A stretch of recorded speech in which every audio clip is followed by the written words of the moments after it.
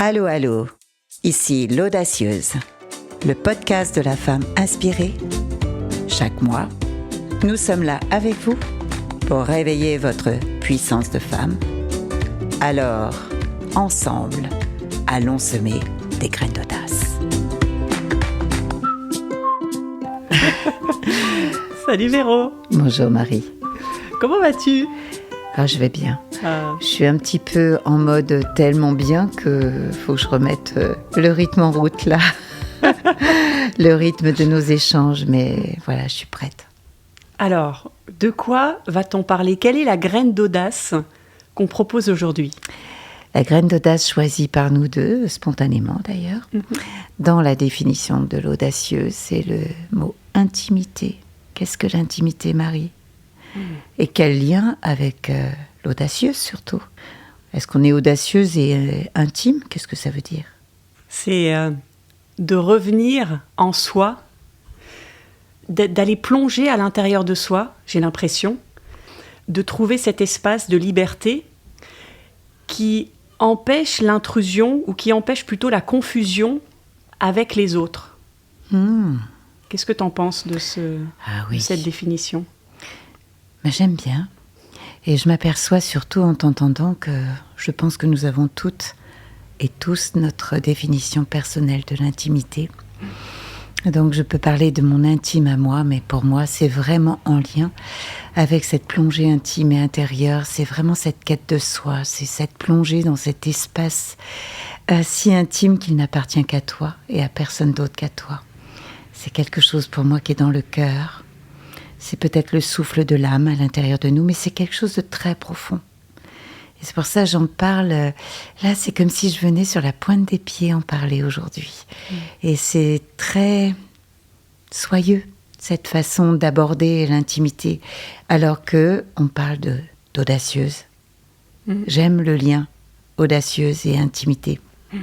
Parce que c'est tellement difficile de rentrer en lien à l'intérieur de soi, dans une intimité totale, on en a peur. On en a très peur. C'est incroyable à quel point nous avons peur de cette partie de nous sauvage et instinctive et profonde. C'est vraiment une plongée à l'intérieur de nous. Et si on interviewait 1000 femmes, il y aurait 1000 façons de parler de l'intimité ou de l'intime en soi. C'est vrai. C'est comme d'être sur un fil, je trouve, où tu fais le lien entre ce que tu ressens, tes émotions, ce que tu penses, ta pensée, qui sont d'un côté et de l'autre du fil. Et toi, en fait, tu es sur ton fil. Et le fameux mot dont on parlait tout à l'heure, le discernement, quand on préparait cet épisode, permet de tenir, en fait, entre les deux. Ouais. Faire le tri. Choisir là où je vais aller ou là où je ne veux pas aller. Et c'est vrai que ça me fait vraiment penser au fil de soi, quoi. C'est vraiment être en lien avec soi et tisser quelque chose avec soi. C'est son tissage intime et intérieur, et celui-ci, il est le plus solide des tissages qui soient, avant d'être un tissage avec les autres. J'adore, parce que j'avais jamais fait le rapprochement, le fil de soi. Oui. La soi, mais c'est soi personnellement. Oui. Merci. J'ai découvert quelque chose. Je continue à penser que tu es une femme inspirante pour moi. Merci Marie. Non, c'est très beau. C'est très beau, et d'autant plus que je pense que pour être intime avec soi, il faut accepter toutes ses parties. Oui. Donc le côté lumineux, le côté plus sombre, et le fil de soi me fait penser à l'araignée.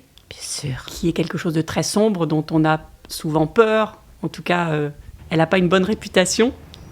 Donc ça fait le lien avec ce côté sombre. Oui, et pourtant, si on retournait au plus profond de nous-mêmes, chercher la symbolique de l'araignée, on verrait à quel point une araignée tisse une toile impressionnante de solidité et qui va capturer tout ce qui envahit, les insectes. Dans une maison où nous avons une araignée, c'est porte-bonheur. Ça veut dire que la maison est très saine. Et on a perdu ce fil de soi, autant avec l'araignée qu'avec nous-mêmes. Ouais. Et une araignée, elle se met dans les coins sombres aussi de la maison, donc de notre maison intérieure. Alors pourquoi on a perdu ce contact avec ce fil de soi qu'on avait enfant ? Oui. Qu'est-ce qui fait qu'on l'a plus ? Eh bien, on s'est formaté, Marie. On s'est adapté. On s'est créé un type de relation au monde obligatoire pour nous tous. Et en fait, on a créé une image de nous-mêmes. Et parfois, on a tellement créé cette image qu'on confond l'image de soi avec soi. Et c'est vrai que c'est très questionnant pour moi, ça. On l'a perdu parce qu'on veut faire plaisir, on veut être aimé. Oui, on veut être aimé. Et pour ça, on accepte tout. Et par rapport à l'intrusion, à la confusion, en fait, en ce moment, je suis en train de comprendre la confusion qui peut exister entre moi et les autres. Mais ça vient de moi, hein. Et c'est ça, ne pas être intime. C'est penser que l'autre, c'est moi, que je suis l'autre. Et retourner dans son espace intime, en fait, en ce moment, ça me demande constamment d'y penser. Ouais. Constamment. Oui, c'est un lieu que moi aussi j'oublie, Marie, souvent. Mais dès que je reviens chez moi, dans le silence, c'est une partie de moi que je recontacte très vite. Et c'est là que je sens une maturité en ce moment. Je sens que dans ma maturité, cette intimité, elle est non seulement nécessaire, mais vitale. Parce que je suis en connexion tous les jours avec beaucoup d'êtres. Et je vois bien que je crée une intimité avec ces êtres, puisque j'entends leur souffrance. C'est intime de partager sa souffrance dans un lieu et dans un cadre où on est accueilli. Et en même temps, moi, je dois aussi préserver ma propre intimité. Donc, ne pas me confondre avec l'autre. Donc, comment on fait pour, je ne sais pas, est-ce qu'il y a des pistes ? Comment faire pour se recontacter à cet espace de liberté qu'on a en nous, de sécurité, où les autres n'ont pas accès, en fait ? Eh bien, on prend déjà du temps pour soi. Je ressens vraiment que quand on prend du temps pour soi, eh bien, c'est apprendre à faire des choses, à libérer dans son cœur des envies, des désirs, des spontanéités. Par exemple, la spontanéité, c'est vraiment ce qui nous fait dépasser tous nos formatages. Quand on va spontanément vers quelque chose, c'est qu'au fond de nous, on le désire. Et puis après, Marie, il y a vraiment oser ouvrir sa perception de la vie. C'est ouvrir sa perception. De 1 degré de perception, c'est ouvrir les 360 degrés et se dire que tout est possible. C'est paradoxal, encore une fois, d'ouvrir tout le possible tout en restant intime à l'intérieur de soi. Donc c'est tester. Oui. Au début, en tout cas, tester pour mieux se connaître, pour casser les programmes, comme tu disais, pour découvrir des choses de soi auxquelles on ne pensait pas et qui pourtant sont nous correspondent à un moment donné, en tout cas, et peut-être qu'après, ça va encore se transformer puisqu'on évolue constamment. Et est-ce que ça s'arrête un jour ? Est-ce qu'on arrête de tester quand on rentre en intimité avec soi ? J'ai la sensation qu'on fait des va-et-vient en permanence. Parce que on est vraiment l'être humain, il a besoin des autres pour se voir. C'est extraordinaire. Pour avoir conscience de nous-mêmes, on a l'autre. Et on ne sera jamais l'autre. Et pourtant, on est unique, chacun pour nous-mêmes, mais unique ensemble sur Terre aussi. On est dans l'unicité. Et moi, ça me questionne toujours, cette chose-là. Donc, conquérir son intimité, c'est aller conquérir un terrain inconnu et pourtant connu de nous seuls. Donc, c'est waouh!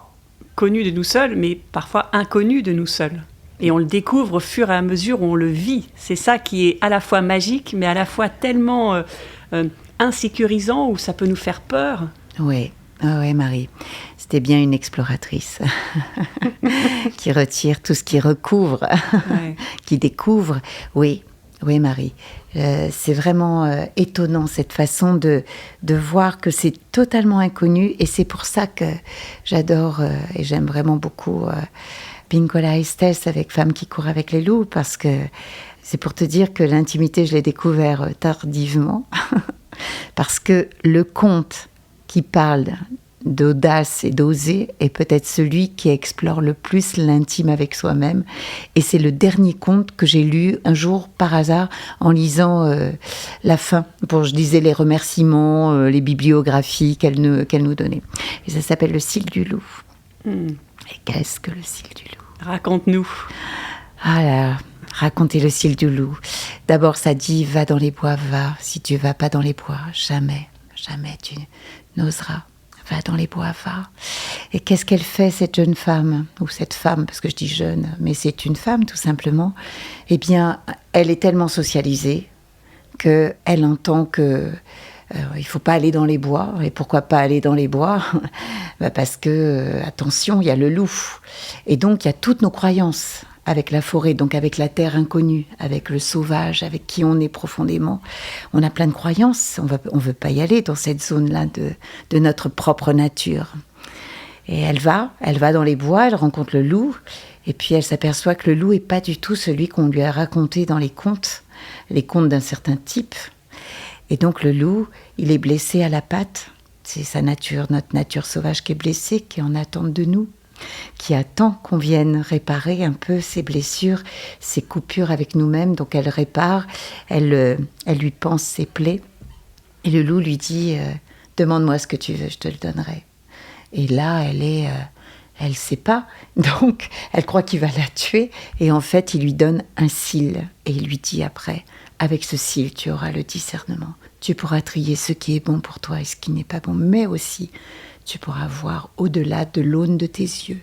Tu auras le cil du loup. Donc, tu percevras la vie du niveau d'un intime, de ton intime intérieur. » Donc, quand cette connexion se fait avec le loup en nous, avec notre nature la plus instinctive, eh bien, qu'est-ce qu'on apprend? C'est à se connecter tellement puissamment à notre intuition qu'on n'a plus de doute sur nos choix et sur les personnes qui nous entourent aussi. Va dans les bois, va mon enfant. Tu y reconnaîtras à la fois l'audacieuse et l'intimité. Ouais. Ça correspond tellement avec ce qu'on dit sur le fait d'avoir peur, surtout d'aller dans les bois toute seule, dans un terrain inconnu, et de rencontrer ce loup qui fait encore plus peur. Mais c'est en affrontant ses peurs, en fait, qu'on devient intime avec soi, parce qu'on s'aperçoit que plus on va regarder déjà ses peurs, plus, pouf, elles diminuent, ou peut-être même qu'elles disparaissent parfois, et plus on fait un pas pour aller vers elles, pour les dépasser, pour se dire « Ok, je me lance comme défi d'y aller », plus on prend confiance, et plus on prend confiance, plus on devient intime avec soi. Donc c'est le cercle vertueux. Oui, c'est le cercle vertueux de quand je commence à connecter au-delà de mes peurs, là j'apprends vraiment l'amour de moi-même. À la fin du conte, il y a en fait qu'est-ce que le loup chante ou crie ou hurle, c'est pas n'importe quoi, c'est où est l'âme, où est l'âme, où est l'âme, où est l'âme. Et en fait, c'est vraiment la connexion la plus profonde avec notre âme, notre cœur, ce que l'on est. Ne serait-ce pas tout simplement apprendre à s'aimer pour ensuite voir les autres à l'aune de notre cœur et de l'amour dans nos yeux. L'intimité, pour moi, c'est le plus beau cadeau qu'on puisse se faire, cette intimité à soi. Et ça, pour moi, c'est une vraie conquête. Et c'est une conquête d'audacieuse. Parce que rien ne t'empêche d'être toi-même quand tu es intime avec toi-même. Et on a parfois l'impression que quand on parle d'intimité, ça peut être un peu égoïste. On peut avoir l'impression que plus on est intime avec soi, plus on va se replier sur soi, plus on va être dans la solitude. Qu'est-ce que t'en penses? C'est une bonne question parce que c'est vraiment l'image que l'on a de ce que peut être l'intimité. C'est être solitaire, ne plus bouger de sa maison, ne plus. Pour moi, la plus belle intimité, c'est celle qui se promène avec le monde. C'est celle qui rencontre les autres. En fait, plus je suis intime avec moi-même, je pense que ça pose aucun souci où que je sois.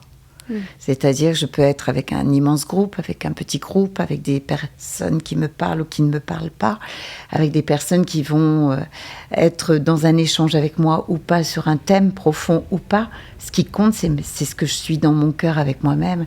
Et je pense que j'ai envie de dire que l'intimité, ce qui me venait tout à l'heure en t'entendant, et pour aussi te taquiner un petit peu, mais j'aime beaucoup ça, je l'ai beaucoup dit cette année dans les cercles de femmes, c'est vraiment soyez la première plus grande amoureuse de vous-même, quoi.